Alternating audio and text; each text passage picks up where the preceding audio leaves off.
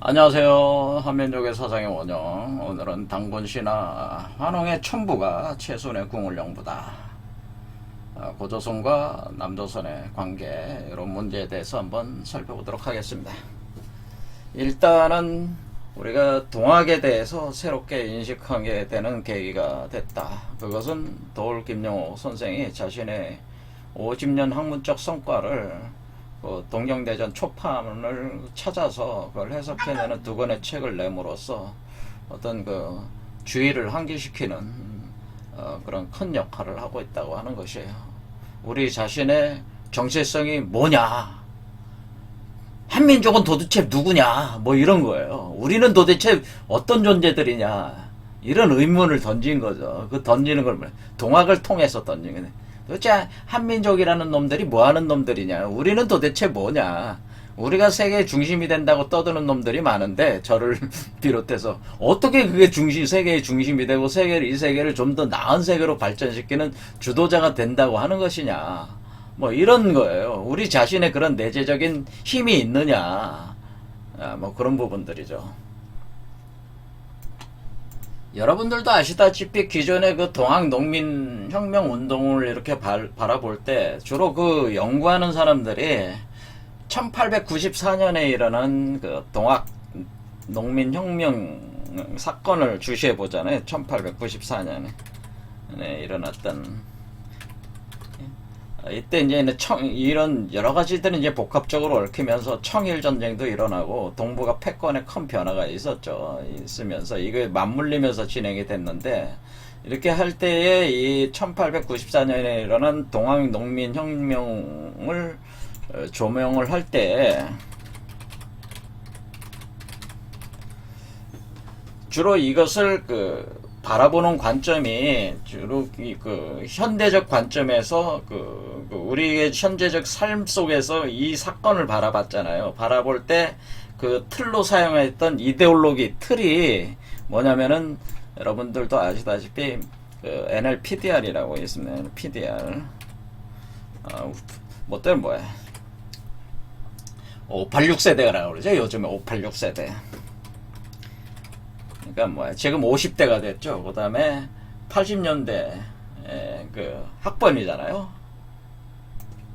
그러니까 대학은 80년대 학번. 저는 85 학번이니까 저도 586 전형적인 586 세대. 지금 50대고 85 학번이니까, 그 다음에 제가 67년생이니까 제가 586 세대죠. 저 같은 사람이 586 세대 아주 핵심 인물이. 그렇죠. 이런 586 세대들은 이때가 이제는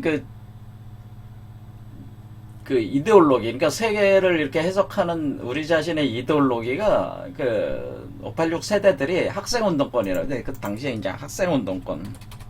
그러니까 이때가 이제 80년대 학생들, 80 학번들, 80년대 학번들, 대학 학번들, 이런 사람들이 학생운동권들이 주로 세계를 바라보는 이데올로기가 NLPDR이고, 이런 사람들이 사실 현재 우리 산업화 세력과 민주화 세력 두 개로 크게 나눈다면, 현재 우리 정치 권력을 쥐고 있는, 정치 사회 권력을 지금 쥐고 있는 세력이 크게 두 개죠. 그러니까 산업화 세력과 민주화 세력인데, 나름대로 우리 역사에 공헌들을 했죠, 이 양반들이.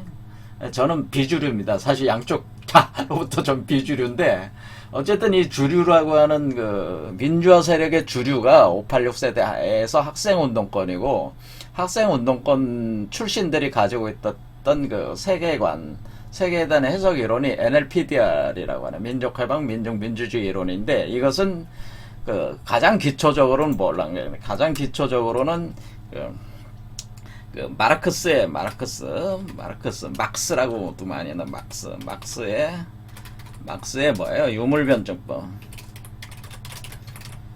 그러니까 유물 경제, 그러니까 뭐야, 이게 우리가 이제 변증법적 철학이라고 하는 거는 이제 해겔의 정신현상학에서는 정반합 이론인데, 이것을 정신현상학, 그러니까 어떤 형이상학으로부터 형이하학 쪽으로 이렇게 내려온, 이렇게 다시 적용을 한 게, 그러니까 경제에다가 이걸 적용한 거죠. 그 경제 이론을 손을 좀 봐가지고 노동가치설이나 이런 거를 대입을 해가지고 이렇게 공업사회 그 당시에 이제는 당시의 산업사회에 맞게 그 세계관을 구성해낸 사람이 막스거든요. 그래서 그 사람이 한 게 경제 일종의 여기다 앞에 경제를 붙이는 게 좋겠어요. 경제 유물변증법이라 그러고 부르어요. 유물변증법적 어떤 사고 체계가 이제는 근데 원래 그 막스의 경제적인 관점에서 유물변증법은 이 자본주의가 이렇게 발전을 하면 할수록 그 시장에서의 치열한 경쟁 때문에 무산자들이 늘어나고 무산자 혁명이 일어나서 이 세계가 공산화된다는 게 원래 막스의 이론인데 그렇게 안 됐죠. 사실 그렇게 될 수가 없어요. 그러니까 막스 이론이 허점이 많아요. 제가 볼 땐 어쨌든 간에 그 허점이 많기도 하고 또 장점도 많아요. 또 해석할 때. 그러니까 긍부정적인 측면이 있어요. 막스 이론이. 근데 이게 이제는 이걸 가져다가 플러스 뭐가 된 거예요. 여기다 이제는 김일성주의라고 하는 게 주체 사상파들이는 그러니까 우리 북한에서 김일성 주체 사상이 나오게 된 동기가 다른 시간에 얘기를 했지만은 그때 중국하고 미국이 이렇게 수교를 하면서 또 중국과 소련 간의 공산 세력에 있어서 주도권 다툼이 일어나면서 이 남한이나 북한이나 굉장히 위기의식을 가져요. 통치자들이. 박정희도 위기의식을 가지고 있었고, 김일성도 체제 존속에 대한 위기의식이 있어서, 박정희는 그것을 뭐라고 해서, 박정희 그 양반은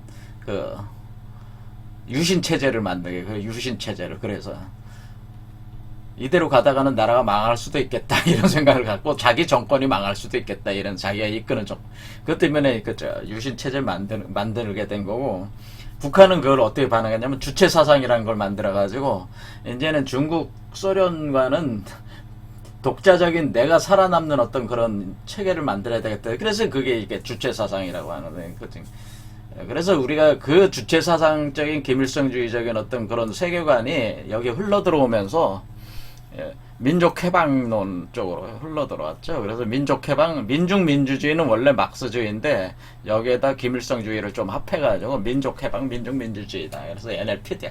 그래서 NLPD에서 NL파와 PD파와 간에 치열한 싸움이 있었죠.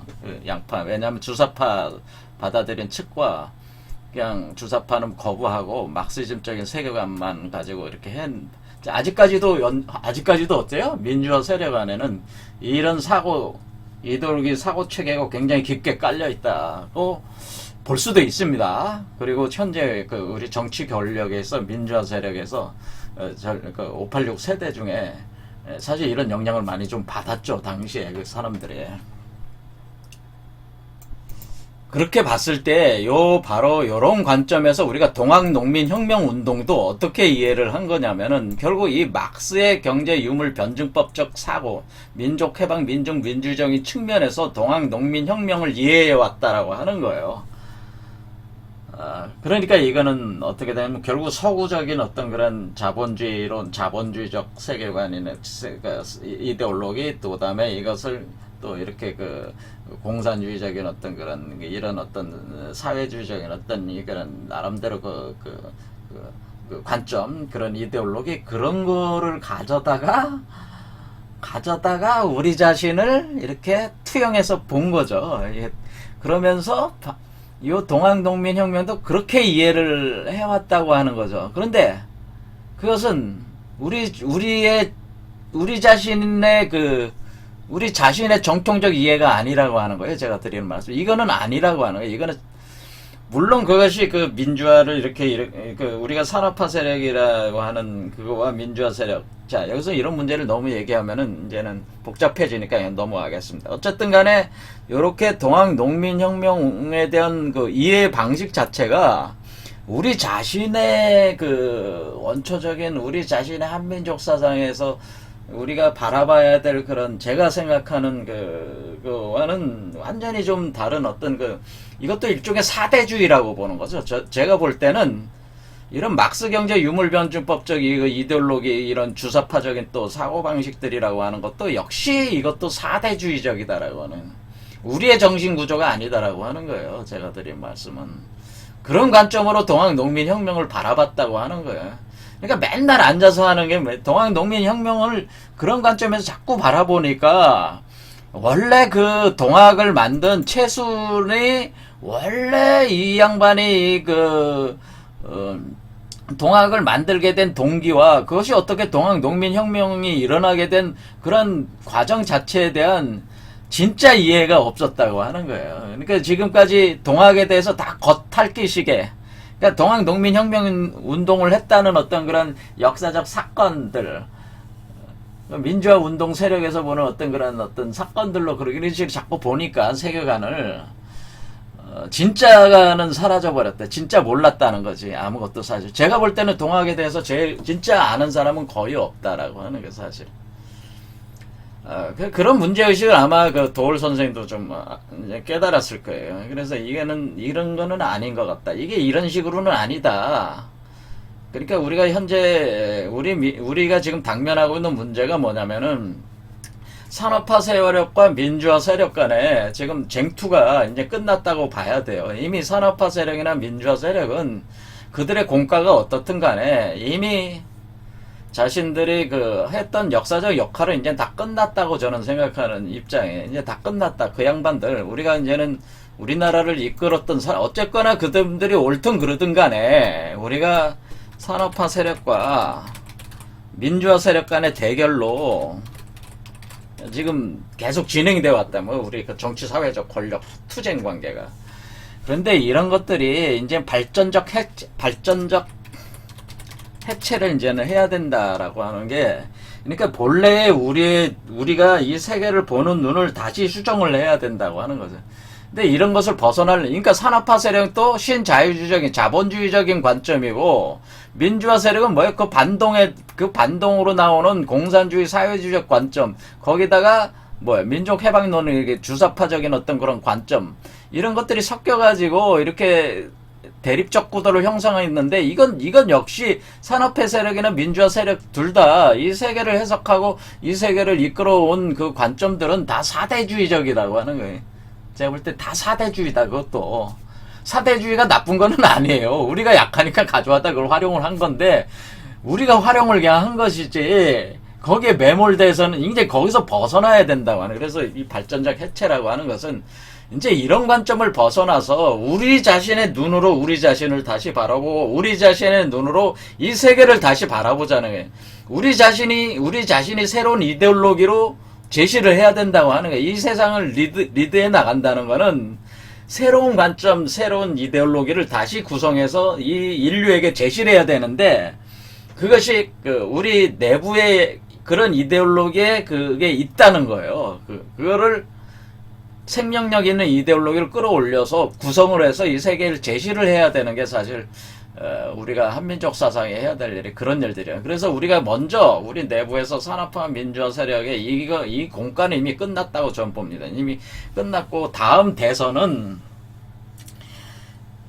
이제 바뀌어야 되겠죠. 사실 이제 이 세력들은 이미 기득권화가 됐어요. 사실 산업화 세력이나 민주화 세력은 이미 자신들이 공헌한 거에 대한 보상은 다 받았다, 이렇게 보시면 된다.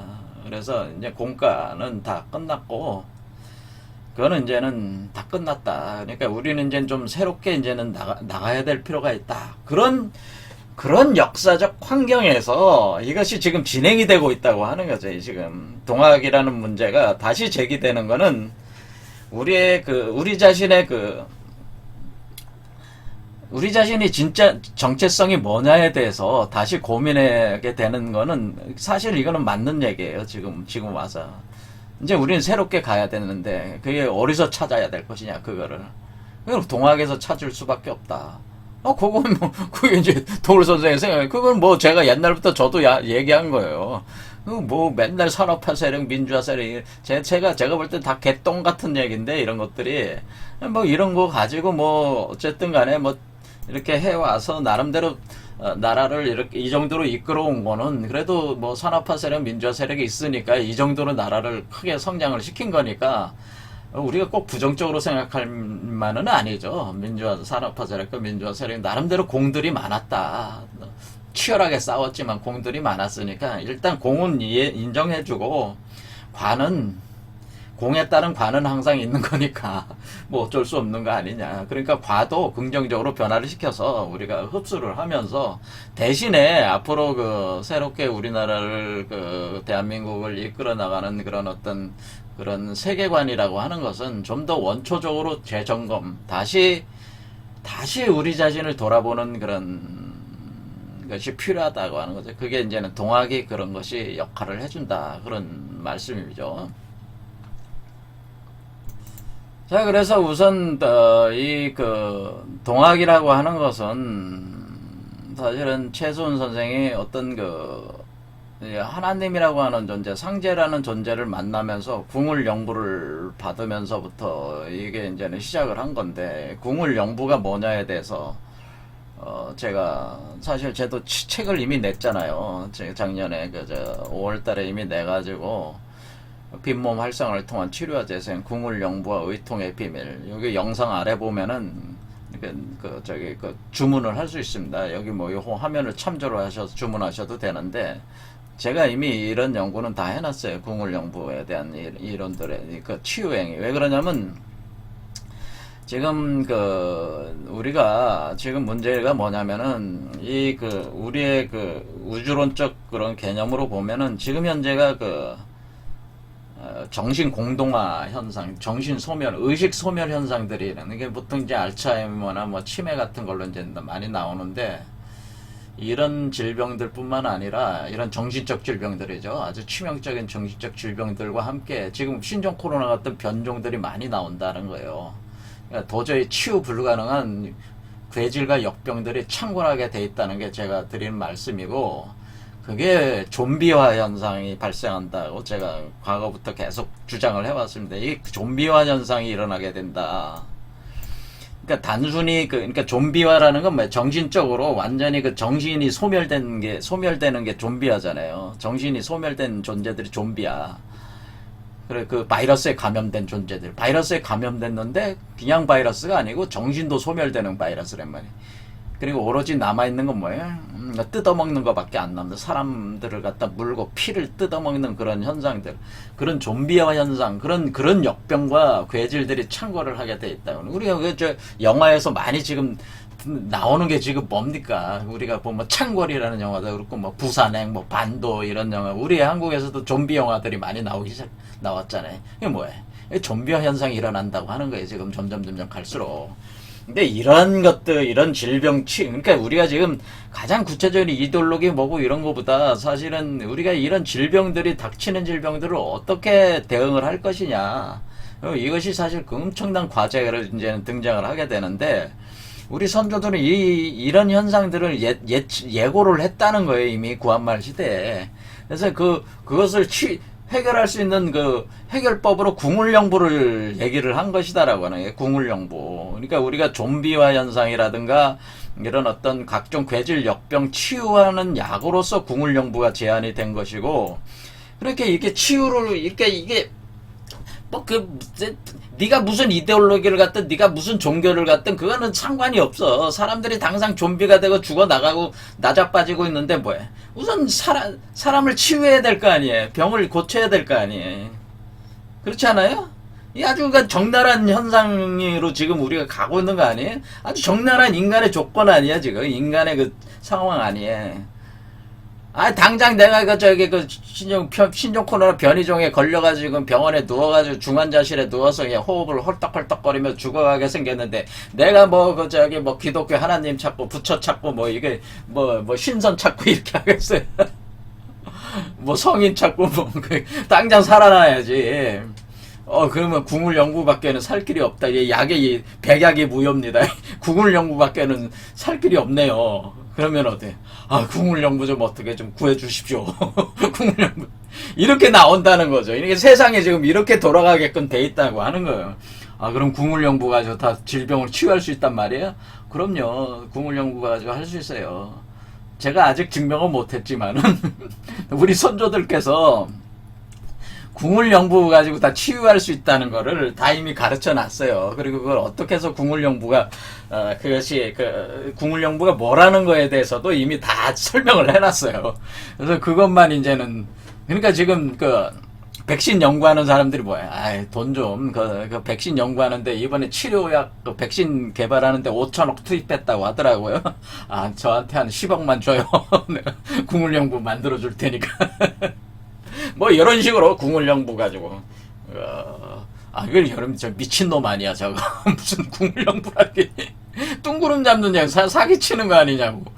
아, 사기일 수도 있지만은 한번 믿고 한번 해봅시다. 우리가 백신이라는 것도 그거 뭐야 아직 백신도 못 만들어냈죠 우리나라에는. 또 백신이 또 만든 것도 이제 백약이 무효야. 그러니까 하긴 이제 뚱구름 잡는 거라도 이제 지푸라기라도 이제 그 빠져 죽게 생겼는데 지푸라기라도 잡아야지.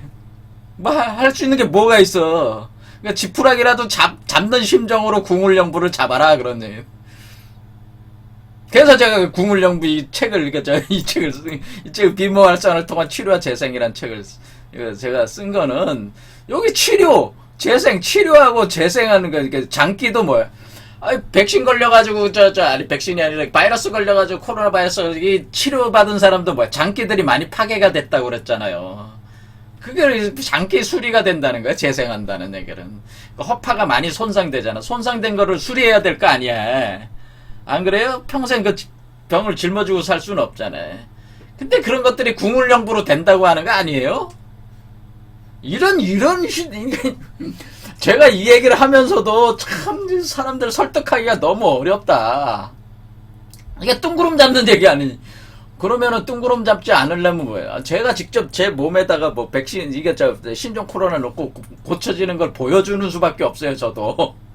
그렇지 않습니까? 그래서 저도 지금 노력을 하는 거죠. 저도 노력을 해서 내 몸에다 그러면은 신종 코로나 괴질을 바이러스 한번 주입해 보시오. 그래서 나으면은 그거 맞네.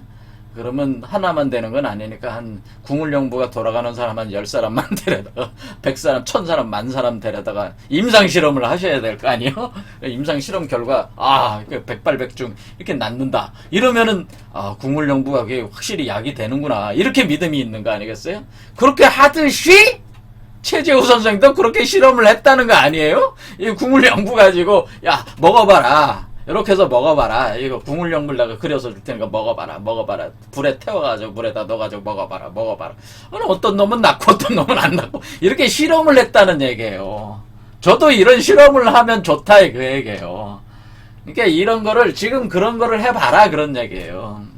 이제 백신 개발하시는 분들이 이런 제 생각 아이디어를 가지고 한번 이걸 연구를 해봐라. 과학이니까 그런 얘기예요. 그리고 이게 된다. 저도 우리 선조들이 이미 된다고 하니까 저는 이게 우리 선조들만 그런 게 아니고 지금 전 세계 모든 그 경전이나 그 어떤 그런 거를 제가 다 뒤져보니까 궁울연부가 이게 사실이요. 이게 실제야. 이게 거짓말이 아니란 말이에요. 그러니까 이게 신묘한 거다. 이거 가지고 세상을 살릴 수가 있을 것 같다. 우리가 이게 말로 말로 맨날 부처가 된다. 당신은 정도령이다. 그리스도다. 부처가 된다. 이거 얘기하는 것도 너무 피곤해. 궁울연부 가지고 이거 당신 몸에 아픈 것 딱 나으면은 뭐야? 말로 입 아프게 그 말로 설명할 필요도 없잖아요. 이런 식이 돼야 된다고 하는 거죠. 제가 바라는 거는 이런 겁니다, 사실은. 뜬구름 잡는 얘기 같은 건 이제 그만들 하시고, 그러니까 맨날 도를 선생도 50년간 뜬구름 잡는 얘기하고는, 뜬구름 잡는 얘기 그만하고, 궁울연부 좀 어떻게 만드는가, 이론화시니까, 한마디로 빨리 과학이니까 가설책을 만들어가지고 빨리 과학적으로 이걸 궁울연부를 합성을 해놔야지 빨리 만들어내라 그 약을. 그런 거죠. 그러니까 궁울연부가 뭔가에 대해서 제가 계속 지난 몇 년 동안 설명을 했는데 저는 이해를 많이 했어요. 닥터 메커니즘에 대해서 궁울연부가 이렇게 하면 되는구나. 이렇게 하면은 모든 병이 치유가 되고 치료가 되고 이렇게 되면 장생할 수 있고 이렇게 되면 죽지 않을 수도 있겠구나. 이것까지는 제가 이제 감을 좀 다 잡았어요. 그래서 뭘 얘기하냐면, 그래서 야, 이 궁울영부라는 게 이 동학에서 처음 나온 게 아니고, 원래 제가 뭐라 그랬어요? 지난 시간에 이게 정도령, 아, 이게 정도령 사상도 원래 이 궁울영부 사상이, 궁울영부 예색이 우리가 지난 시간에 정국천 선생하고 또 누구의 남사고 선생 제가 하면 남사고 비결 거기 몇 개 보여주지 않았습니까? 거기도 궁궁 거기도 궁궁 궁울 다 있네 여기에. 야, 여기도 그러죠. 불사영생 신선 미륵불 정도령. 그러니까 이게 사실은 이게 지금 보니까 이게 그 최순 선생이 정도령이 되는 거 아니에요? 정도령. 최순 선생이 또 미륵불이요. 이렇게 이치를 따지면은 그렇잖아요. 그러니까 이게 원래 그러니까 근데 이게 우리 한국에 그 공부 좀 했다는 유학 좀 한다는 성리학 좀 했다는 조선시대 놈들은 뭐야?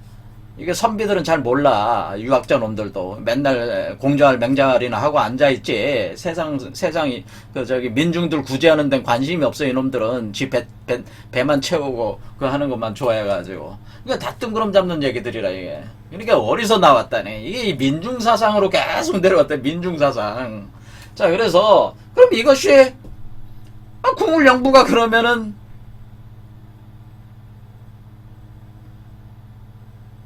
조선시대만 있었냐? 그럼 조선중기 1500년이잖아요? 1500년대 그 두 사람은 제가 지금 두 사람만 얘기했지만은, 두 사람, 정북창하고 남사고 두 분만 얘기했지만은, 그러면, 궁울영부가 또, 그 이전에도 궁울영부가 또 그게 있었습니까?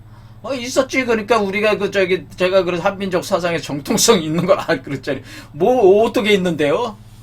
궁울영부가 궁울영부가 그게 여러분들이 그 당군신화 보면은 당군신화에 그 궁울영부가 있어요. 아니 당군신화에 어리궁울영부가 있어요. 당군신화에 기록이 돼 있어요. 제가 그랬더니. 그래서 제가 천부경 강의할 때 제 강좌 재생 목록에 보면 천부경 강좌할 때 거기에 맨날 마고신화하고 천부경의 천부가 바로 영부요. 여기 천부경에 천부가 영부라니까. 여기 천부라고 써있죠. 천부경. 여러분 천부경은 우리가 한민족의 대경전이다. 막 그냥 사람들이 그냥 천부경 연구자들만 엄청 많아요 한국에. 근데 이 사람들이 다 천부경이라고 하면은 신묘한 텍스트로 해가지고. 근데 정작 천부경의 천부가 뭔지를 몰라. 이거. 이 천부경은 이 천부의 작동 원리를 숫자로 이렇게 풀어낸 게 이게 천부경이에요. 근데 천부가 영부였다라고 하는 거예요. 그러니까 천부가 영부구나. 이게 천부가 영부다. 근데 천부가 영부라는 걸 어떻게 알 수 있습니까? 천부가 영부다. 그래서 천부가 제가 영부라고 하는 거죠. 천부가 궁울영부입니다. 그러니까 이게 천부라고 하는 것이 궁울영부. 이렇게 되는 거죠. 그렇죠. 여기는. 그래서 또 시간이 많이 흘러갔네. 얘기 좀 하려면 그냥 흘러가. 자, 천부가 그래 궁울영부다 그런 얘기입니다. 그러다 그럼 천부가 어떻게 궁울영부입니까? 천부가 어디서 나옵니까? 천부가 여러분들이 맨날 당군신화 맨날 보면서 당군신화 이련선사가 삼국유사에 당군신화 있잖아요. 당군신화 여기 보면은 여기 보면 당군신화 어린애들도 많이 보잖아요. 이제 당군신화에 뭐라고 써있냐면은 환웅이 뭐예요? 천하의 뜻을 품고 인간 세상을 몹시 바랬는데 아버지 환인이 아들의 뜻을 알고 어떻게 되는 거예요? 삼위태백을 내려두니까 환웅이 내려가서 홍익인간 할만하니까 그러니까 뭐라는 거예요? 천부인 세계를 줘서 내보냈다고 그래서 천부인 세계를 주어가지고 천부인 세계를 주어서 세상을 다스리겠다. 천부삼인으로 되어 있는 거예요. 천부삼인, 천부인 세계. 그러니까 천부인이라는 얘기가 나오는 거죠. 천부인. 그러니까 천부인의 천부가 있잖아요. 그러니까 이게 천부경에 우리가 얘기하는 이 천부경의 이 천부가 당군신화에 나오는 천부인의 천부구나. 당군신하. 그렇죠. 당군신하 천부인. 거기 환웅의 천부인이에요.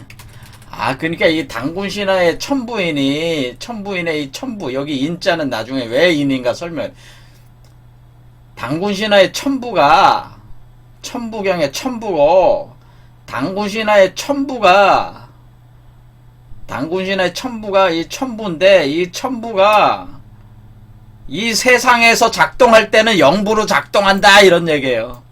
천부가 세상에서 작동할 땐 영부로 작동한다, 이런 뜻이에요. 그러니까 하늘에 있는 천부가 뭐래요? 이 땅의 세계에서 작동할 때는, 그러니까 이게 뭐냐면 더 정확하게는 이 천부가 사람 속에서 작동할 때는 이렇게는 사람 속에서 천부가 사람 속에서 여러분의 몸 속에서 작동할 때는 영부가 되는다, 그런 얘기예요. 그러니까 천부라는 것이 뭐야? 저 하나님이 지금 그 최순 선생한테 영부를 줬다고 그랬잖아요. 그러니까 하나님이 줬으니까 하나님은 천이잖아. 하늘천. 하나님이 주신 부적이 천부잖아. 근데 사람에게 줬는데 그게 영부가 됐잖아요. 그러니까 천부가 영부예요. 근데 천부는 하나님의 입장에서 천부고, 영부는 뭐요? 사람 입장에서는 영부가 되는 거예요. 자, 이것이 성부, 성자, 성령, 이렇게 되는 거죠. 아, 그러니까 이게 성부, 성자, 성령이라는 게 여기도 적동 똑같이 되는구나. 성부, 성자, 성령이라는 거 삼위일체라고 하는 거 아니에요? 아, 그래 성부가 이게 성부가 하늘이니까 이게 천부고, 성령은 영부가 되는구나. 그러니까 천부가 이거 영부구나. 그러니까 천부가 각 사람에게 작동할 땐 영부로 작동하는 거니까 성령이 되는구나. 성자는 누구요? 성자는 바로 최순 선생 같은 분한테 성자가 나오는 거예요. 그건 이제 나중에 설명하겠습니다. 자, 오늘 여기까지 하겠는데요. 자,